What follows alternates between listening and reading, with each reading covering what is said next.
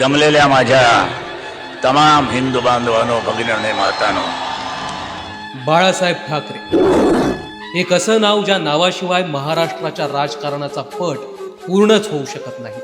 ते एकदाही निवडणुकीच्या रिंगणात उतरले नाहीत, तरीही ते महाराष्ट्राच्या राजकारणातील अखंडित सम्राट होते.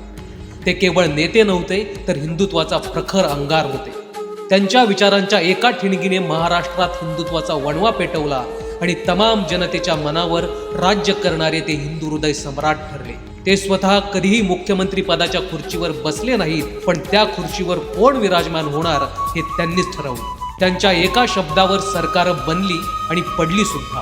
त्यांनी शिवसेना जपली, वाढवली आणि सर्वसामान्यांतून महाराष्ट्राचं नेतृत्व करणारी माणसं घडवली. मराठी अस्मिता, हिंदुत्व आणि मराठी माणसाच्या रक्षणासाठी त्यांनी आपलं संपूर्ण जीवन समर्पित केलं.